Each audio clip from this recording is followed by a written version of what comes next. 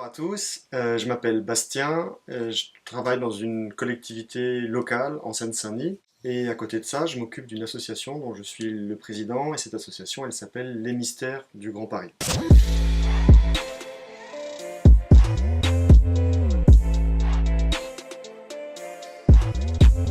Les Mystères du Grand Paris, c'est une série, un peu comme une série télé, où on a des saisons, on a des épisodes, sauf que ça se passe pas sur la télé, ça se passe pas seulement en vidéo, ça se passe sur Internet.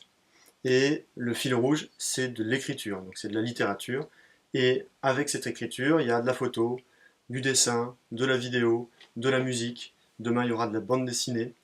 Donc c'est une balade qu'on vous propose en banlieue parisienne et à Paris. Et chaque épisode, chaque saison raconte une histoire. Donc c'est une fiction, on la lit pour s'évader, et on peut la lire dans le métro, dans le tramway, dans le RER, chez soi, à tout moment. C'est gratuit. Chaque épisode, il se lit entre 5 et 10 minutes.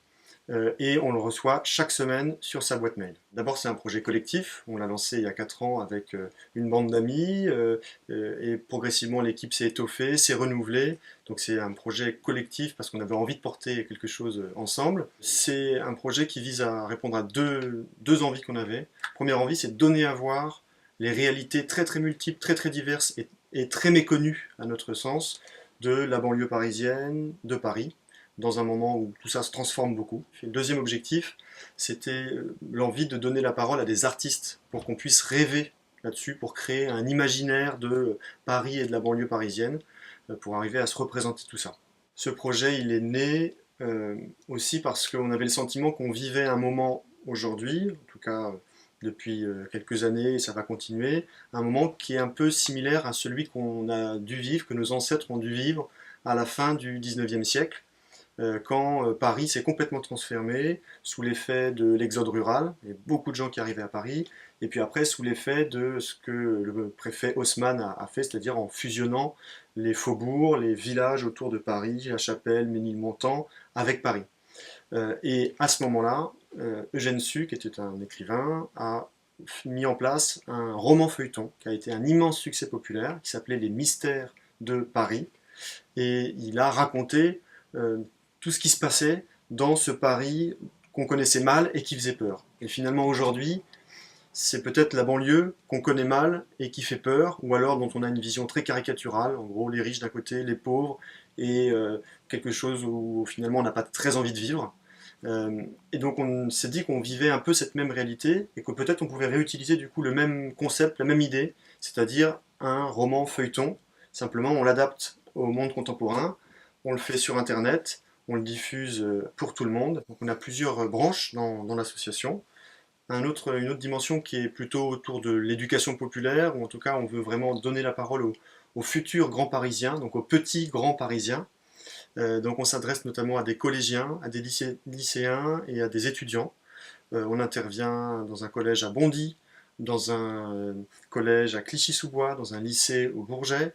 Et l'année dernière, on a co-élaboré avec des étudiants d'une classe de master à Cergy-Pontoise toute la saison 2.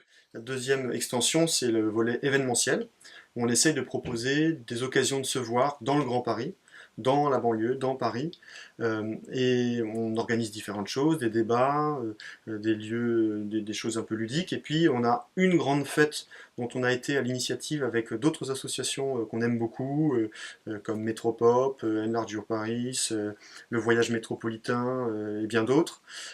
Chaque année, depuis 3 ans, on se retrouve le premier week-end de juillet dans ce qu'on a appelé la fête du Gros Paris. C'est une manière de prendre un petit pas de côté par rapport à la notion du Grand Paris qui nous intéresse pas tant que ça. Ce qui nous intéresse, c'est le Gros Paris, cette réalité qu'on vit tous ensemble. Donc c'est une fête qui est ouverte à tous, qui est gratuite, qui est populaire, et qui propose plein d'activités créatives tout au long de la journée jusqu'à la soirée, de danser, de la musique, de la nourriture. Et chaque année, on se retrouve avec une vingtaine d'associations pour mettre en avant ce que font ces associations sur les différents lieux de Paris et de la banlieue parisienne. où est-ce qu'on peut lire les Mystères du Grand Paris, où est-ce qu'on peut s'informer sur l'actualité qu'on vous propose, les événements, l'actualité aussi, Paris, banlieue artistique, parce qu'on essaie de relayer certaines informations qui n'ont pas toujours un lien direct avec le feuilleton. Vous avez les réseaux sociaux, Facebook, les Mystères du Grand Paris, Instagram, My Grand Paris, Twitter, My Grand Paris également. Et puis après, vous pouvez nous trouver sur lesmystèresdugrandparis.com. Et vous pouvez nous trouver sur un dernier réseau social qui est moins connu mais qui est vraiment adapté à la lecture de texte. Ça s'appelle Medium.